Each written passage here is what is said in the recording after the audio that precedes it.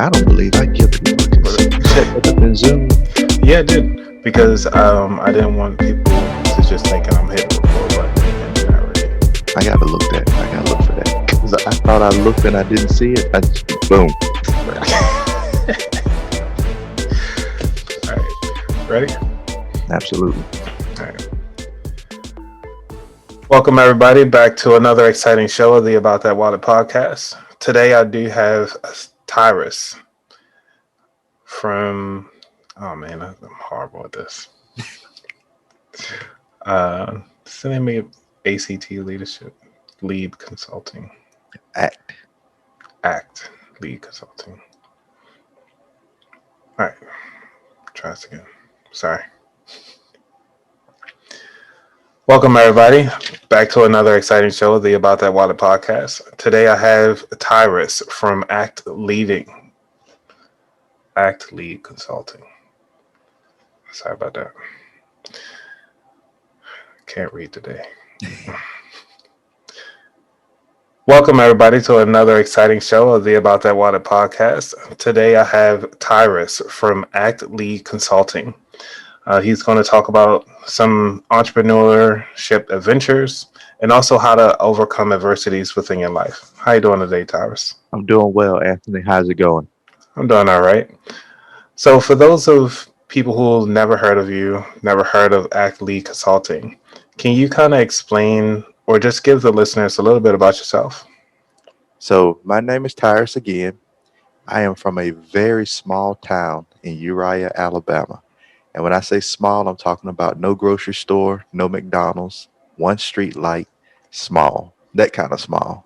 Wow. Some people like to call it the country. And so in my life, I saw and I grew up around hardworking individuals. Everyone had a sense of we have to work hard. This is how we're going to make it.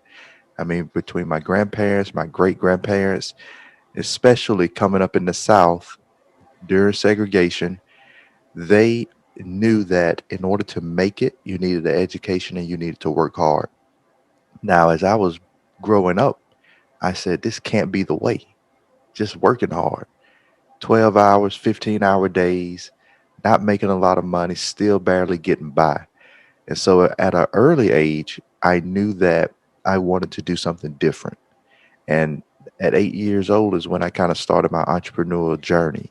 And it was printing business cards. I saw that the church, you know, we're all involved in the church, very heavy in the South.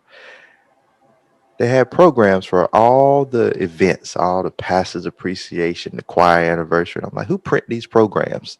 And so my aunt, she was responsible for getting them done. And I said, you know what? I think I can do this. I can print them, I can create them. And with some help, I was able to do that. And that was my first business. Now, fast forward today, and we'll keep it real short. I run ACT Leadership and Management Consulting, which teaches business owners, corporations, and other organizations how to communicate effectively, how to scout talent, put the right people in the right seat, and also how to just resolve conflict between team members, employees, and clients. And between that time, I've done a lot, seen a lot, but that is kind of that quick A to Z beginning to where I am right now. Nice. So what got you into so was like money something that you guys talked about in the past and your household when you're growing up? Having the lack of conversation. And then other than that, not really. Because my mom was a hard worker. She worked two jobs she still worked two jobs. And it's by choice now because she loves what she does. She's a teacher and then she does foster care. So but before that, I remember watching her work two jobs in factories. If she wasn't working two jobs, she was working 16-hour shifts. And so I understood that there was money needed. And where we were from, if you didn't have a skill set, you didn't make a lot of money. So the conversation was around, let me go to work so I can have what we need. No conversation about investing, no conversation about owning real estate, no conversation about generational wealth. It was all a survival thing to me or survival conversation. Yeah, because I can relate to that. And usually in my household, it was just, you know, hey, if you wanted something, no, we can't get it, or don't touch that when you go inside the store. Um, if you touch it, it was pretty much you guys making it, when you got home. So, were there any lessons that you guys like from your parents that you really still use today? Oh, work ethic, that you got to work for everything that you want, what you need. There are no handouts. Some of the things that I would say are negative that I'm overcoming, but that has helped me was don't lean on other people too much because you need to be in control of your own destiny. Don't put it in other people's hands. My father was in prison when I was growing up. From when I was in the fifth grade until after I graduated high school, he was in prison. So I didn't have that example in my life, that leadership, that male role. And but before he went to prison and after he got out, he still worked hard too. He was a hard worker. And, he just got caught up in the wrong things for the pursuit of having more money. So that was a downfall for him. But when he got out, he worked and he worked. And the lessons I took from him was my dad was a person that he was only going to do what he said he was going to do. He wasn't going to sugarcoat it and he wasn't going to lie to you. So I remember asking him when I went to college and decided not to do the right thing the first time, and I lost my scholarship, and I went to work at UPS, and I was working at a movie gallery, and I was Hmm. like, "This can't be the way. This can't be the way." And I called my dad, and I was like, I was in my, I was about 18, 19, and I said, can I come stay with you a while, work with you? Because he had a construction business. He was a painter. He was a carpenter. He was like, no. I said, what? He didn't give like no. It was quick. It was a fast no, and I'm like, no, you my dad. He was like, well, and I'm gonna keep it G for the podcast. But what he told me, it was only gonna be one man in his house, and my brothers were there, my younger brothers, but they were still in school, so they were younger. But he would not allow me to come live under him as a man, and so that is something that I take today. That okay, I got to stand on my own 2 feet, and as a man, I have responsibility and I have to execute on my responsibilities. Got it. So, during those years, did you have a male role model while he was out? So I I have mean, my not great out, but uncles. in. I'm sorry. Yeah, I got you. I have my great uncles. I have some cousins. One of my cousins, he owns an HVAC company now in Alabama. He really, really guided me per se. He's 4 years older than me, so I was in high school. He was when I was in ninth grade. He was a senior basketball. Everybody loved him. Very great at what he did. And when I went to work at UPS, he was the one that got me the job. He was out there. Nice. Then we started working for our other cousin who owned the HVAC company at the time. And so I was with him a lot. I stayed with them. When my dad told me no, I went and stayed with them, with him and his brother. So, those were my male role models. But as a parent figure, I didn't have one. Not as a father figure because he's just my older cousin. He's right, right there with me. Yeah. And so I did not have um, my other uncles were working and people were just not there. So there were men around, but they weren't there to give that guidance. Got you. So did this guidance, did it come from like books, or you're just out here in the streets and just enjoying it, or? So most of the guidance came from either my mom or seeing my grandmother or my great grandfather, hearing them talk, the lessons, the things. It was really my great grandfather who had all the lessons, because he was born in 1919. And so every day when we walked to school, he would say, learn all you can because you're going to need it. And he sat on that porch. And in the afternoons when we come home, he would tell stories about, I didn't, at 8 years old, I was chopping cotton for a dime a week.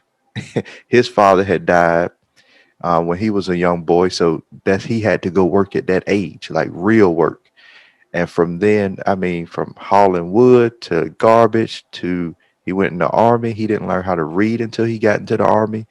All those things he carried with him and taught us and talked about.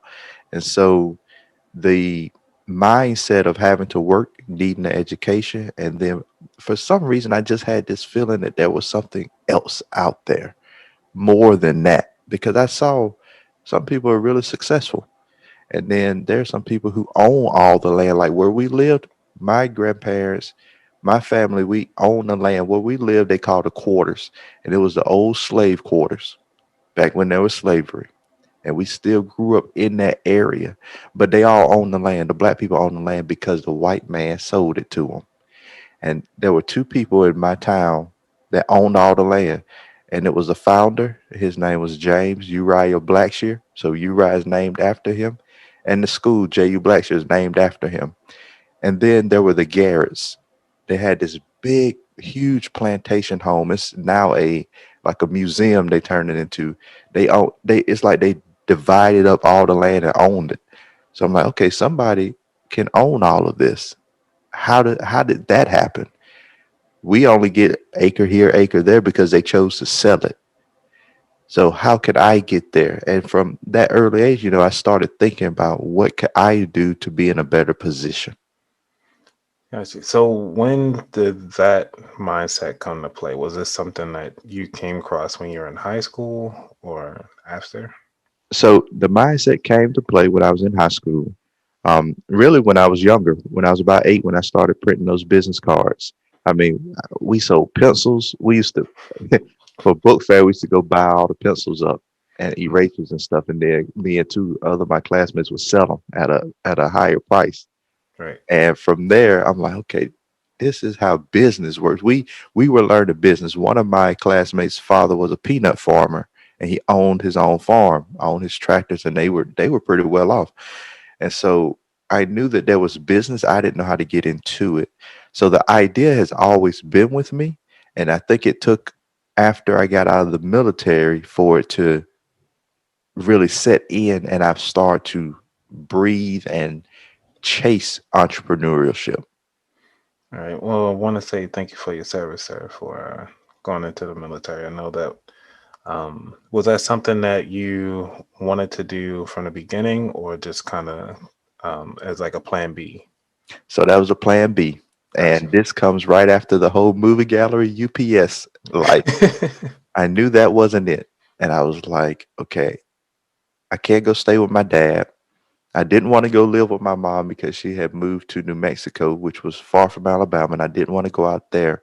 And then the only other place I had to go was back to my grandma in my grandma's house where I grew up. And I knew that there were no opportunities there, no jobs. So I was trying to figure out what to do. And so my mom's sister, my aunt, her husband, he had been in the Air Force for, at that time, probably 15 years. And he came from Trinidad. And when he came here from Trinidad, he went directly to the military. I think he was like 18 and 19. And he stayed. And I asked him, I said, Uncle Daryl, why did you join the military and why did you stay? And he said, because I had no other choice. I had nothing else. And then he said, the military has been good to me. I was able to get my bachelor's degree, my master's degree, and really excel in the military. So I was like, I can do that. I can go in and I can make these changes. And then my goal at that point, watching him, was, you know what? I'm going to go ahead and I'm going to enlist active duty. And then I'm going to go and train. They call it OTS, officer training school, after you're in a couple of years. And I'm going to be an officer. And then I'm going to be career military. So that was the plan. Okay. Did you actually finish everything, or it just kind of? No. And this is where mindset comes into play. Okay. And this is where life, because people talk about their goals. And I know we'll probably hit this a little bit later, but people talk about their goals and they talk about where do you see yourself in 10, 20 years. Had you asked me that at that point, I would have told you, well, I'm going to be a military officer and 20 years from now, I'm going to retire. But I was diagnosed with a medical condition that was incompatible with the Air Force. So I was separated based on that. And that took away that dream, that vision, that goal, that hope. And so now my mindset is, you know what? I do short term planning to execute, but I don't put everything on one thing because you never know how the future will change and the things that happen and occur in your life that's out of your control. So, for the young people that are listening to the show as well, and they are on the fence of joining the military, is there anything that you would like to talk to them or tell them? Absolutely. I absolutely recommend everyone to join the military. And I'm a person to where, I am with mandatory service. 2, 3 years, just like in Korea. When I was in Korea, all the young Koreans, they have to do 3 years minimum, every male. And why? Why would I say that? Because the military gives you some advantages that you don't get anywhere else: discipline, camaraderie, understanding how to follow rules, lawful orders. Um, they help transition you because the military basically basic training breaks you down so they can build you up. It takes away the negative habits that you have to build you up. You talk about people who can't quit smoking. You go to the military basic training, you can't smoke. You quit Mhm. smoking. You don't eat chocolate. You don't get candy. You don't eat the fast food. All that stuff is eliminated. For people who just can't seem to work out, you can work out because you're going to work out every day. You're going to PT. So those things help establish healthy habits. And also, you're able to get an education if you choose on their dime. You're able to live in base housing, get the commissary stipend, health care that a lot of people don't have. There are people struggling when you don't have to because you can go and serve, do your job that's assigned to you, and be okay. Now, you're not going to get rich in the military because the pay isn't that great at the starting levels and you have to build yourself up, but you have foundation. You can get your education there. You can get job training. So any career that you want to be in on the outside, you can go do 4 years in the military, have that 4 years of training, and come out with a bachelor's. Nice. So that is a gateway into many other organizations who will then look and say, okay, this person went and served. They have discipline. They have work ethic. They have the ability to work as a team because those are the things that the military gives you. So I would highly recommend even starting in junior ROTC in high school, getting into ROTC in college, and then going straight active duty and do as long as you want. I say sign up for 6 years because 4 goes fast, and 6 years gives you the ability to get settled. You go through basic training, you go through your training school, technical training, and then you get to actually experience what real duty is. Got it. So, going through all of this when you were in the military, was your dad still in jail or was he out by then? He was out by then. He got out right after I graduated high school, so he was out a couple of years. But at that point, we didn't have a very close relationship. We rarely talked. So when I went in, that is actually when I started talking to him a little more. I was in Fort Huachuca, Arizona, and this was 2007. That's when I really started to just give him a call, just have a conversation, and really put those things to bed that were negative between us. I decided that, you know what, I have some questions for him. I'm going to ask these questions, and no matter what he says, I'm going to forgive and we're going to move forward because I wanted a relationship, and that's what I didn't have. So the things that were keeping us apart were not worth not having a relationship over. Yeah, that's really that had to be a pivotal point in your lifetime too. I mean, I'm not sure for his because I can't speak on his behalf, of course, and I'm sure you can't either. But I think having that relationship back with your father was that did that help mend your family bond, as far as you, your dad, and also your mom as well? So um, my mom had moved away. She was in New Mexico. Their bond really stopped at that point. I was the common denominator for them. But other than that, he had remarried years and years and years ago and had my brothers, my sister. So thereby, it was cordial. And my stepmom and my mom was always cordial. And actually, my stepmom, I talk to her regularly now. She has always treated me as if I was one of her kids.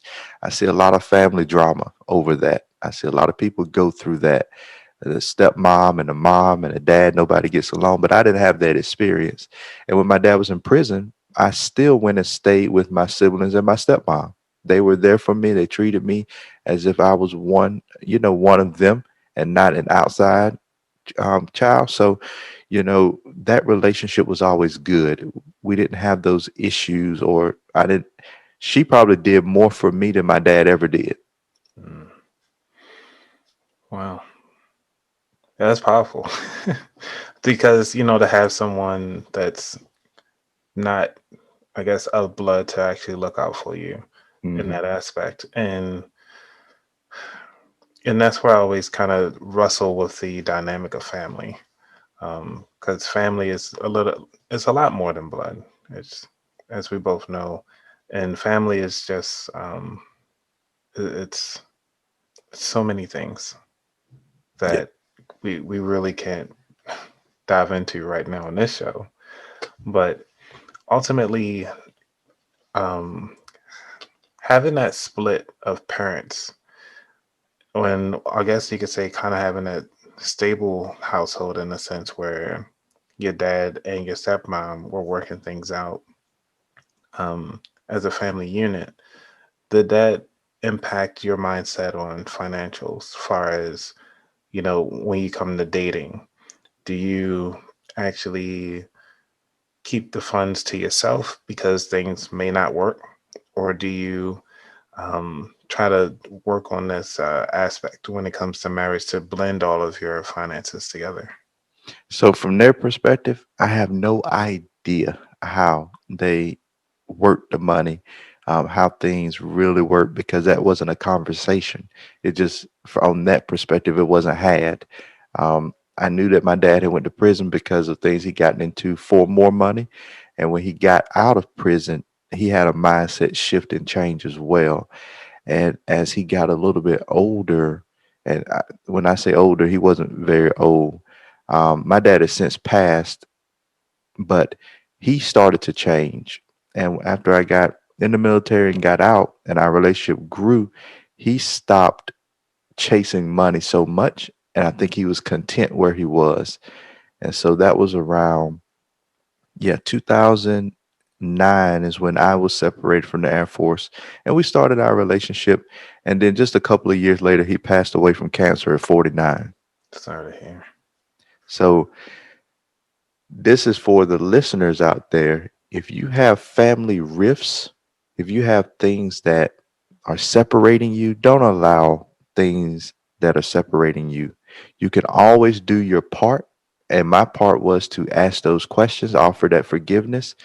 Now, you can't force the other person to come back into a relationship, but you can actually do your part and let some things go.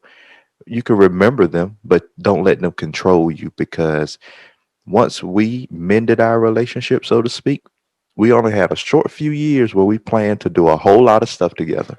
And those things didn't happen. And so my dad wasn't old. He was 49 years old. So you don't have, I hear some people say, well, I can wait it out, or whenever that person's ready. Sometimes you might not have those years. And as we see with everything that's going on now, in this pandemic, whether people subscribe to it or not, there are people who are passing away. I've known several people that passed away from this thing, and not in the old age like they want to say, well, it's only old people and sick people. No, I've known some young people in their 30s, 40s. So think about that. Get your relationships together. I know this is about that wallet, but you can't make great money and enjoy it if your relationships are bad. It's not all about that. Right. And that's one thing about this show is that it's more about the behaviors. This is more about understanding the mindset. because money ultimately it doesn't have feelings. It does whatever you tell it to do. It attracts what it likes, and if you're not speaking that language, you're not going to get it. And that's one of the things that I really want to kind of go through with as I go along with this particular podcast is to share that, you know, understanding how things function inside different environments, because real estate is one environment. Um, car dealership is one environment. Every like money works within the rules and the parameters that are set. So having that mindset really helps out a lot. And the reason why I keep asking about like how do you feel financially as you go through with your parents is because a lot of the research that I came across and psychologically impact you from the age of 8. So whatever your mindset is around the age of 8 around money kind of helps build those habits to where you are today, even though you subconsciously think about it. But um, so that's the reason why I was asking about how did it affect you directly as you were going through, even in the military and with your parents being split, your whole mindset about your finances at that point. Yeah. Didn't have a true mindset. My mindset about money probably started to really change in 2013, 2014. And this is where my entrepreneurial journey took off. I was out of the military. I was working in IT. Since I went into the military, another bonus that you can get is a security clearance, depending on what job you get. And had I not had that, I probably would not have been able to get a job coming out. And my wife was still active duty. So we were okay, but I needed to work. And so I took a job, just basically in IT.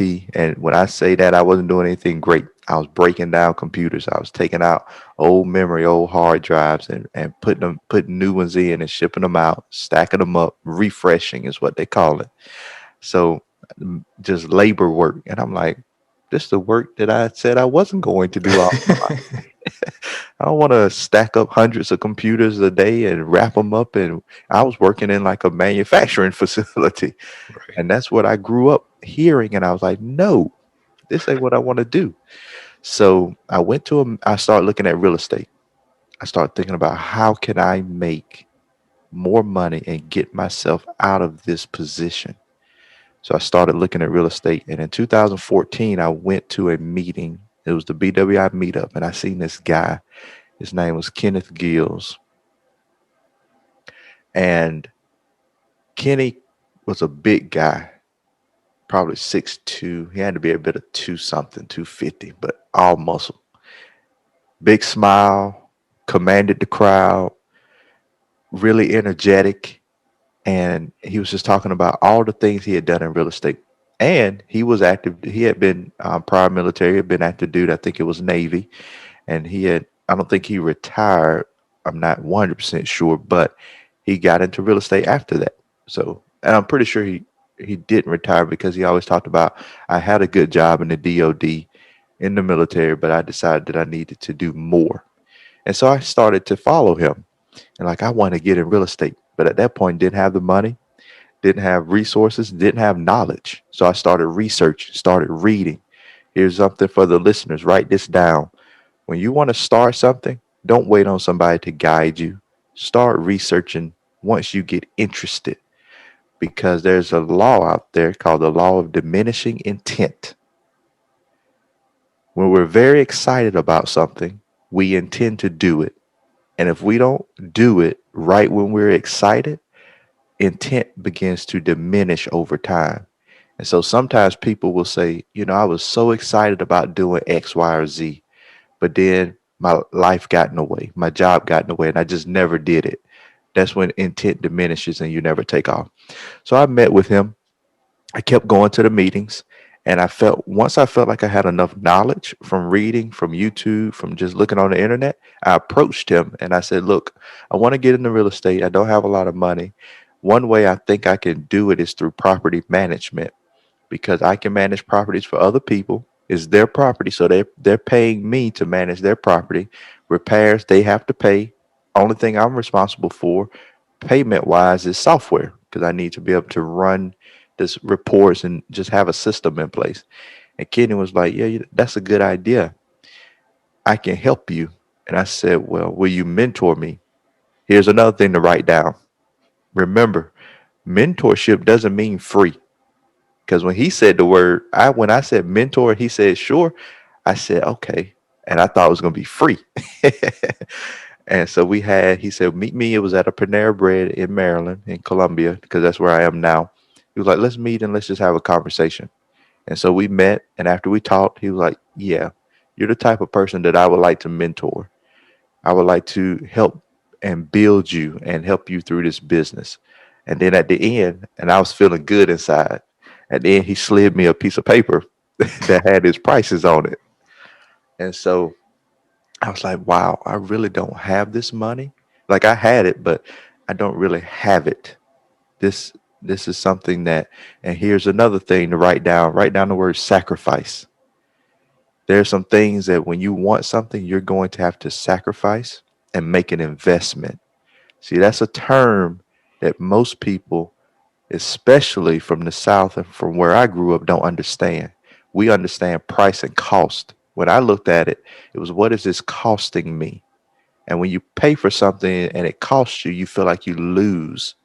But when you make an investment and you use that terminology, you expect a return on your investment that's greater.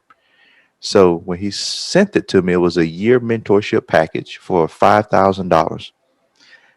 And I said, "Ooh." And he said, but think about this. I will help take you to where you won't be able to go as fast as you want. I can take you there faster. And so I signed it, gave him a check, and we started.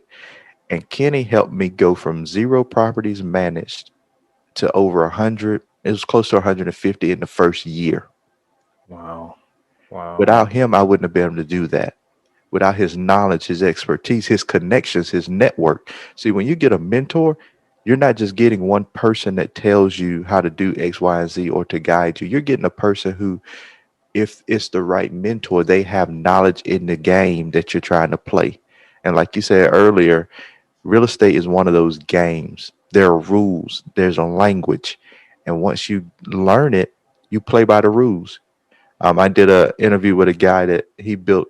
I met him when he was just starting, and he wanted to buy rental properties. And at that point, I think it's been 3, 4 years. He's went from zero to 22 units that he owns, and he likes to say, "Know the process, trust the process, know the game." So you have to know the game and then trust the process. And that really helped me mentally start to prepare. Okay, this is a mindset thing. This isn't physical. This is using my mind. And Kenny used to say, if I wanted to have more wealth, I had to think wealthier thoughts. So now I'm not paid by what I'm doing. I'm paid by the ideas that I can think of. I'm paid by the problems I can solve.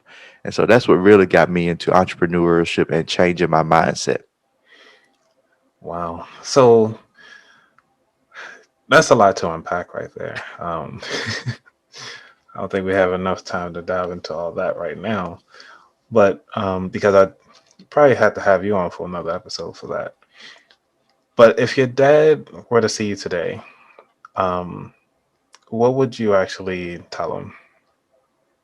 Today, if I was able to speak to my dad, I would just really, I wouldn't tell him anything because when he passed away, we were on great terms. We had a relationship, we had a connection, we had a vision.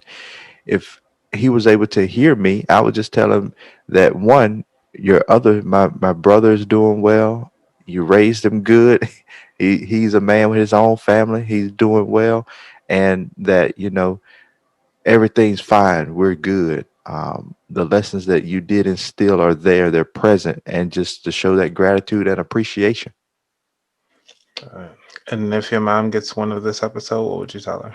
Oh man, I talk to my mom every day. Okay. She knows that life that my life is a direct reflection of the work that she put in. She also knows, and if she gets wind, that there will be a point to where she won't have to work those two jobs unless she wants to, and that she'll always be taken care of and she doesn't have to worry about that. A lot of parents can't say that. A lot of parents have rifts with their children and then they divide or separate it and their parents struggle. My mom and then my step parents as well, or my parents in law, not step parents, and my stepmom too. When I get to a state, they will not have to go back into work after they retire. I will make sure that they are taken care of and that their things are done because my journey in entrepreneurship isn't so I can be rich and sit on top of a mountain and feel good. My journey at entrepreneurship is to create generational wealth and add value back to those around me. That's awesome. And I mean, there's so many ways to go from there, because adding value is one of the things that we always tend to forget is that we actually are adding value to others. And but also some people give too much value to the point where they actually lose themselves Hmm. in that process. So, um, being of such with that mentorship, I know it seemed like the $5,000 at this point. Does it feel like the $5,000 was worth it, or was it just kind of it's chump change at this point because it was like it took me from zero to 200 miles an hour in like seconds almost. Yeah, it was definitely worth it, every single penny. And when I look back, I'm like, yeah, 5 grand is easy to drop because now I'm around individuals and in circles where the fee is 20,000, fee is 50,000. So I know individuals, and Kenny was in a group as well where Barbara Corcoran was in that group. So when you have connection, at this point, I'm connected with people in other circles that 5,000 is not a lot. It's not even, it doesn't even dent the pocket for them, and you have to pay for the value you're looking for. Here's the thing that a lot of people talk about in entrepreneurship. I want to get into business. Well, you have to make investments to get into business. My company that I own now with my partners, what we do is business consulting, and we come across a lot of new entrepreneurs who don't want to pay in order to be consulted. But I'm like, think about how are you going to run your business if you don't have money? And that's not always to say that you can't. There are ways that you can bootstrap yourself and run your business, but we should not be looking at that as the way to do it because it makes it infinitely harder to do so. And if I'm scrapping to make my business work, there's struggle there. There is you have to have delayed gratification. You have to sacrifice. You can't get everything you want and need if you're trying to bootstrap your business. So there are ways around it. There are things that you can do, but making investments into your personal development, your growth, and your business growth will take you there faster. Like you said, I would have probably reached where I am now. And I can't even say that because Kenny taught me so many things that I'm not sure how I would have reached the information or gotten there and continued. And today, Kenny passed away as well. A few years, he passed actually 9 months after my dad did, and he was 42, 43. It's too young. So from a heart attack, and he was the one that was in good shape. And the night he passed away, he went to Ben's Chili Bowl in DC, and he had posted. He was like, "I'm leaving Ben's Chili Bowl. I gotta." What he did like 20,000 steps a day. I gotta walk this off tomorrow, and then tomorrow didn't come. Wow. So these are things that, as I see this, as I witness it, you got to live life now and make the right choices to get to where you want to be. Now, I'm sure he was happy. He was successful. He had a fiance and he had beautiful children. And so he had a great life, but still 42, 43 is very young. Yeah. That's not a long life. That's not our, and Alex Trebek, Everybody, sad about his passing. When I look at that, Alex was 80. He Right. got to enjoy a long life. So and you know, I'm not so focused on longevity because Martin Luther King said, I would like to live a long life, but I just want to do God's will. That was his end thing. That's my thing. I would like to live a long life, but now I make every single day count because I can't bank on that. I can't count on that. There's no guarantee. So let me live every day in value, serving, giving back, increasing my knowledge, becoming more self aware. And I'm going to let you go and ask your question, but I definitely want to hit on some mindset things that will help along this journey. Okay. I mean, you can just go on dive right into the mindset. Go ahead. Okay. So we're all human individuals. We all think differently. We're all raised in our experiences, our environment. And like you said, especially with money, our thought process around money begins at an early age. So, how do then, it was Earl Nightingale that said, how can a person starting from scratch who has no particular advantage in the world reach goals that he feels are important to him and by doing so make a major contribution to others? So you may be asking yourself, if you're listening, how can I, growing up in my environment, what I've been through, my experiences, how can I begin to change my life and chase entrepreneurship? Or, even if you're decide to be an employee, how can you get additional streams of income? How can you do a side hustle? How can I get my mind right for that when that's not what I know? So there's some things out there. There's some objective tools. There are assessments, and one assessment that I took was the DISC assessment. Now, the DISC assessment is an assessment formulated by Dr. William Martson. He was a behavioral psychologist in the 20s and 30s, and he said that all humans have four distinct behavioral characteristics, and he gave them letters: the D, the I, the S, and the C. The D is for decisiveness, is how you deal with problems. I is interactive, is how you connect with people. S is for stability and how you pace yourself in your environment. And C is for cautiousness, is how you deal with rules, standards, and procedures. So the DISC gives you a awareness of your behavioral tendencies.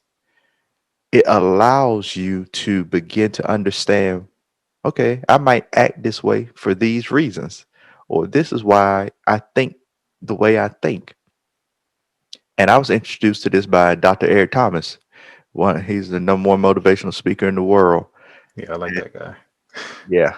And now Eric Thomas is one of my mentors, one of the people that I have connection with. And just meeting with him, talking to him, learning from him, this changed his life. It gave him a better insight of how to deal with those around him, how to communicate. And so if you're listening out there, you may want to start there. There are two other assessments, and there's a lot of assessments out there, a lot of personality assessments, a lot of profiles, but these three really help me see who I am and help train my mindset. The next assessment after that one is the values. Values talks about what drives us, what motivates us. Now, when you talked about some people add so much value that they take from their own selves, those are people that we would call high altruists. They are working so much or giving so much that they'll give the shirt off their back. I'm high economic. I'm looking for return on time, return on investment, return on energy. There are other people that are high individualistic, which means they're looking at what's my role? Where am I at? Knowing what drives you, what you're passionate about, will help push you forward in your journey. The last one is the attributes. The attributes talks about your order of thought. How do you process information? For me, my highest one externally is systems judgment. So when I look at a situation, we're going to package all three of these together really quick. Say if I look at a real estate deal, I want to buy another rental property. When I look at that rental property, my order of thought starts with systems judgment. So, what process do I have to go through in order to make this deal work? Next, since I'm high economic in my values, now I'm looking at what's the return on the investment and the time it's going to take for that property. And lastly, my disc, I am a high D, which is decisiveness. When I'm passionate about something, I make decisions quickly. So now I know that if this deal works, let me go ahead and make a decision so I don't lose it. That is how I look through that lens, everything in my life. Before the assessments, I didn't have that awareness. Maybe I would just do something. But now that I can break it down into a systematic approach, because that complements my order of thought, I can make great decisions about money, about my marriage, about how I parent my kids, about how I communicate with those around me. Because now I have awareness that I have my preferences. I know that other people have their preferences. So I match them where they are. I treat them how they want to be treated. And the other way to get your mind right is books. If you don't want to pay for a $5,000 mentor, get you a $14.99 book, because a lot of these great people, your greats, your most successful people, have written things down in books, their lives, their life story, the biographies. I went to a training one time with a guy, and he said, I used to sell this training about 10 years ago for $15,000 a seat for 4 hour training. I put everything from that training in this book, Hmm. and people won't even buy it. Well, some the people who are motivated by it. So let me rephrase that. It's a bestseller, so people buy it. The people who say they want it won't even buy Wow. it. So they don't want to pay them 15 grand, but they don't want to pay them 15.99 either to get the same information. So if you're listening out there, get into books.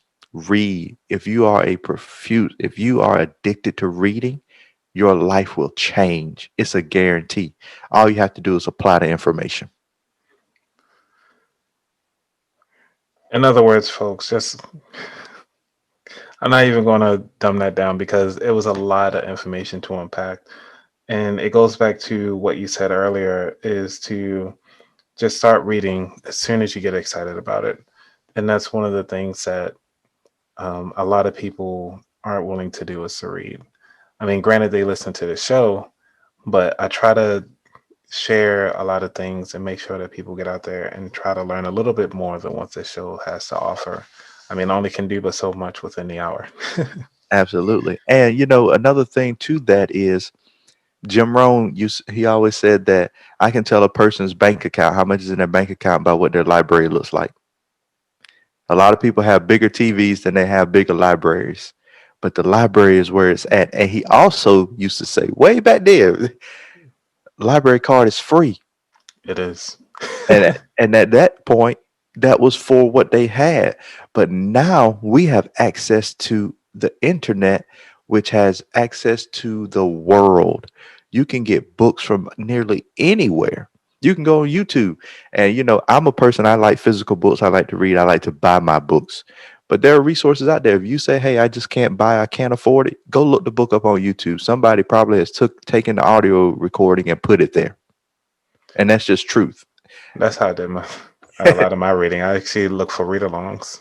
Yep. So there are avenues. You have to get beyond the thinking of difficulty and start solving problems.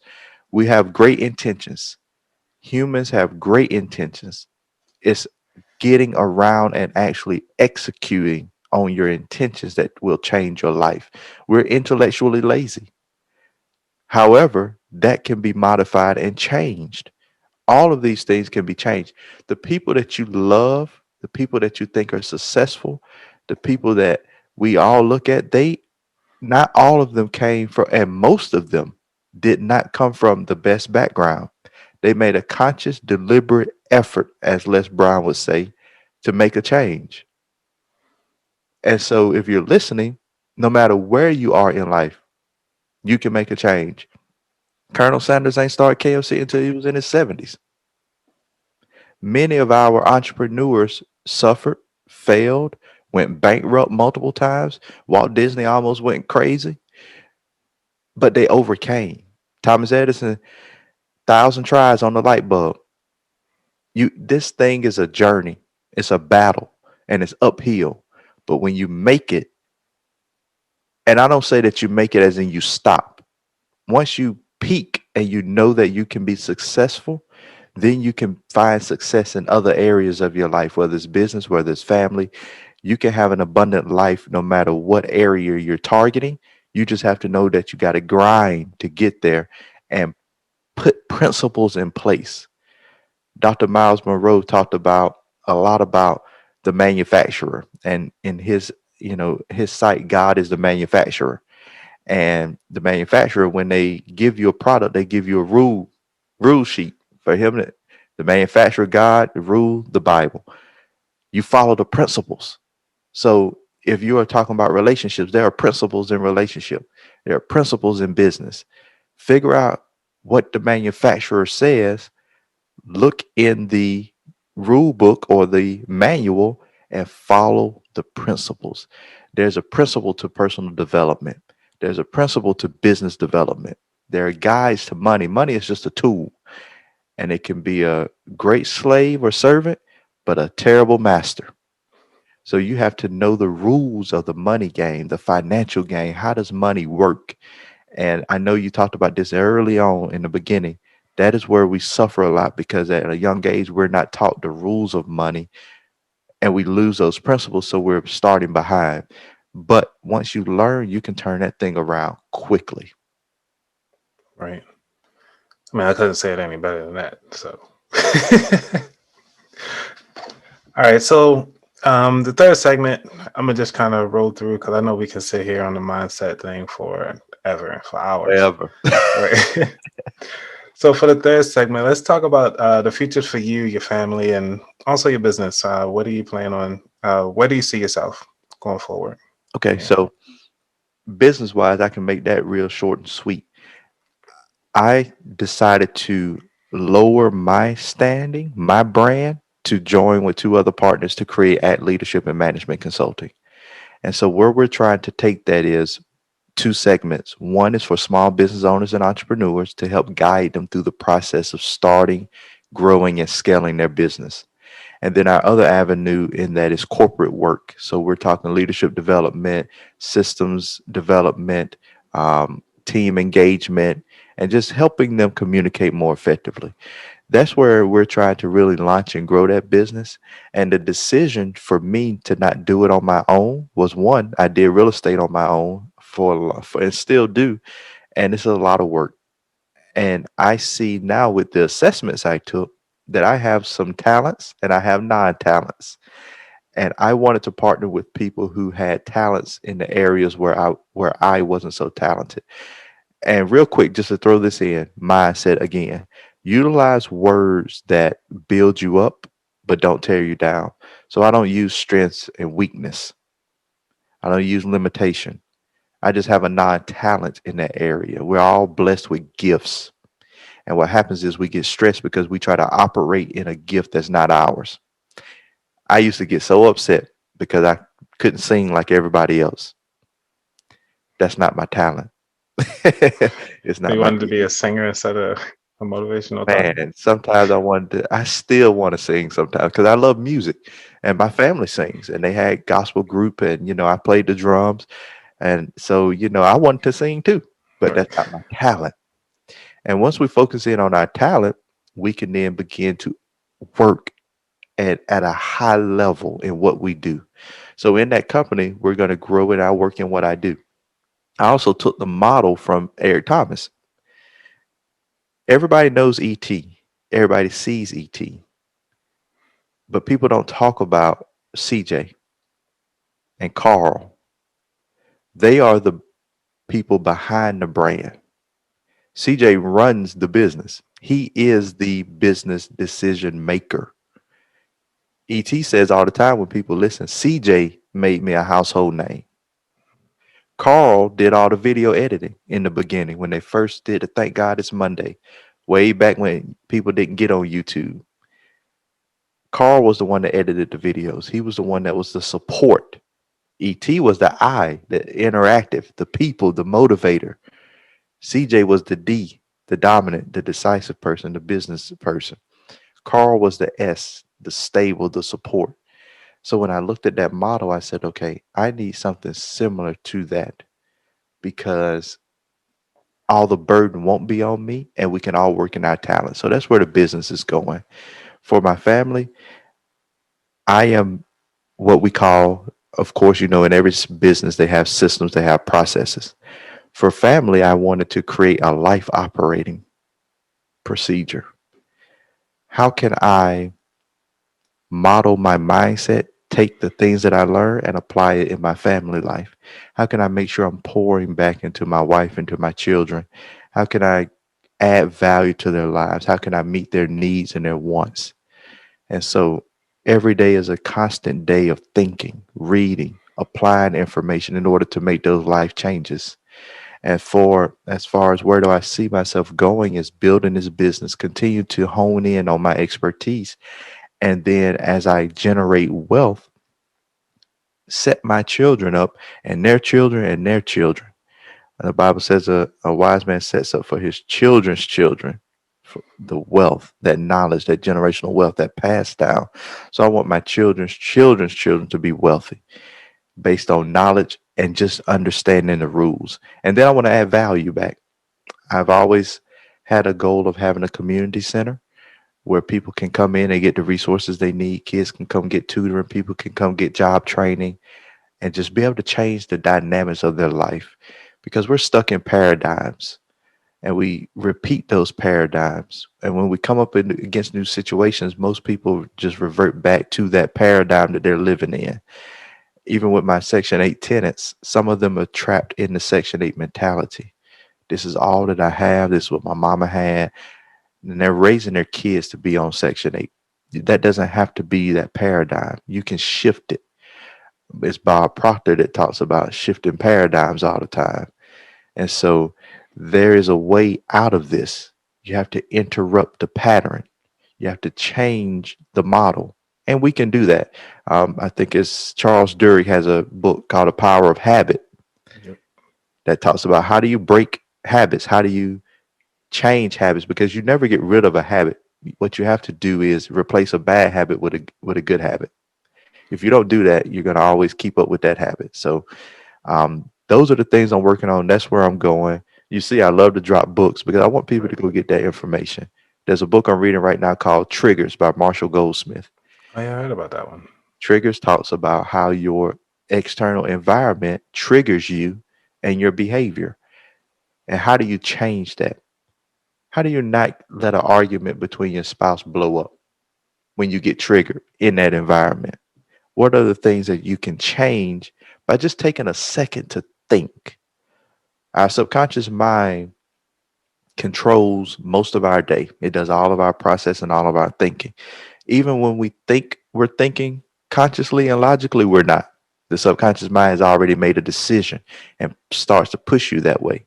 However, you can begin to train your subconscious mind once you gain awareness. And so you start to put information into your brain that filters down into your subconscious mind.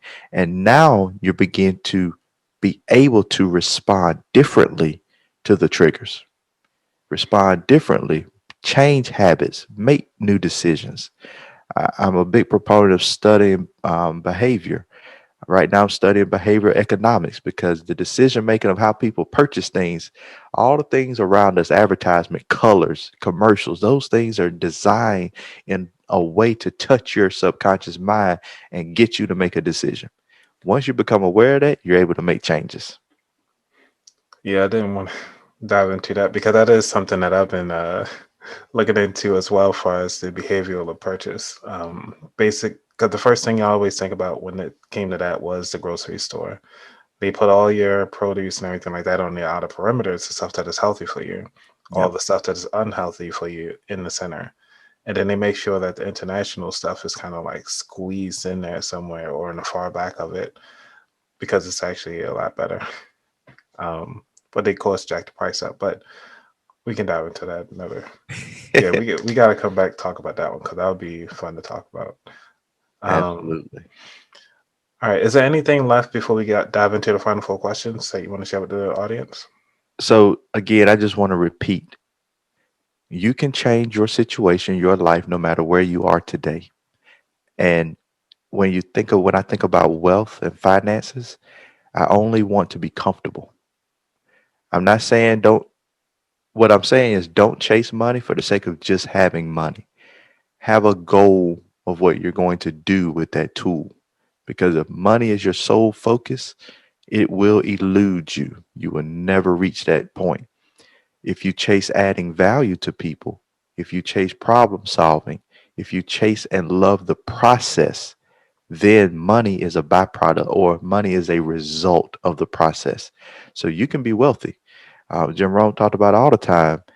Don't think about how much money you make, just think about how much value you can be, and the money will return to you. So wealth is great, but make sure you get into wealth for the right reasons and understand that full wealth encompasses more than just a dollar. Again, this guy's dropping so many gems. I'm running out of bags to hold them.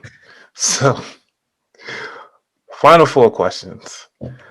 What does wealth mean to you, sir?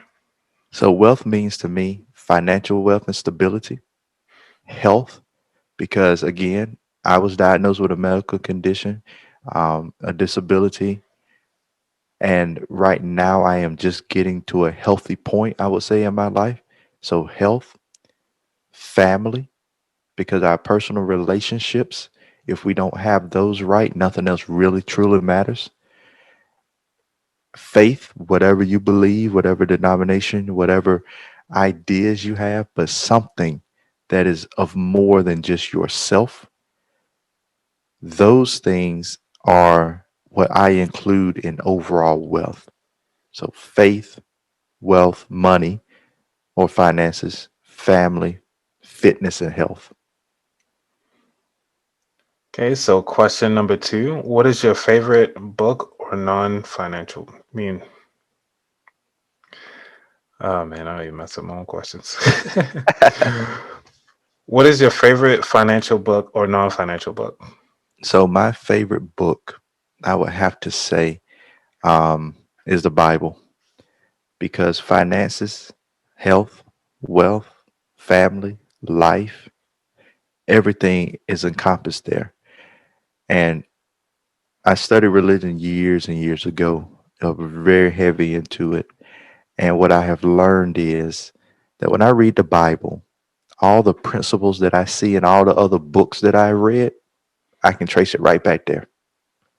I can take any book, any principle, no matter what it is, and I can go get it out of the Bible. So that is my all-time favorite book for everything that's my blueprint.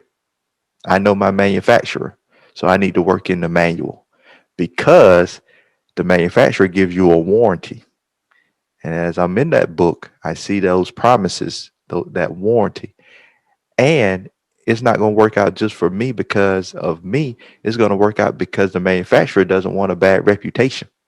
So for his name's sake, this going to work. All right. What is your worst money mistake? Oh man.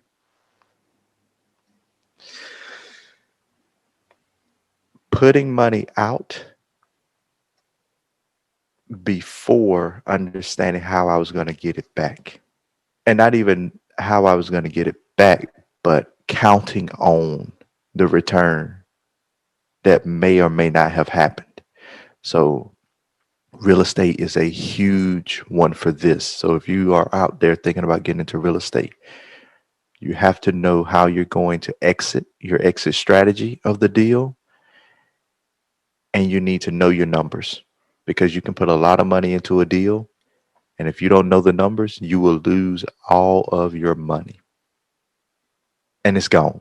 Stock market is the same way. Don't hedge your bets on things that are fly by night. You have to be disciplined. I love on Shark Tank. I love Kevin O'Leary because he talks about being disciplined with money. They're soldiers. They need to go back. They need to capture some friends and bring them back to them. If you don't see that avenue, be careful. And so my biggest money mistake was putting a lot of money into a real estate deal and not getting it back. Wow. He's very active on Instagram too. So those of you Don't follow him. Follow him on Instagram. He's hilarious. All right. My final question. Are you team pie or team cake? So I don't eat a whole lot of sweets.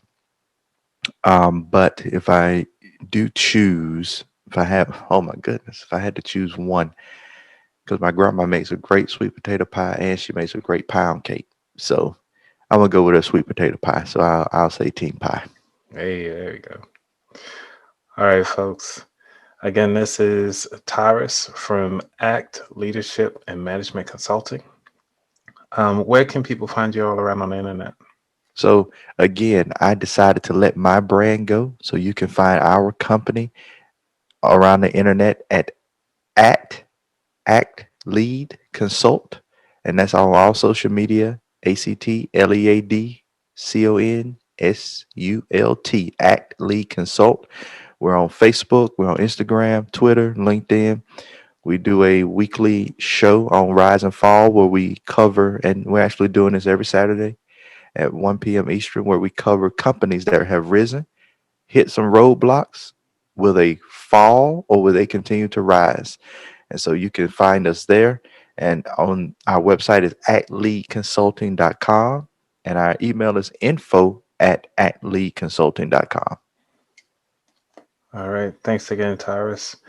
And for the folks that are out there, make sure that I know you probably ran out a lot of paper, but please play this again and again and again to make sure you got the right information. Make sure that you found your blueprint, found your manuscript, because we always are lost at sometimes, and we just need to come back to a foundation. So there you go, folks. Thank you, Anthony. I definitely appreciate the invite, you having me on your show, sharing your audience with me. I pray that the information that we discussed and shared will be useful and that they apply it. Knowledge is great to have, but applying knowledge is what we're looking for.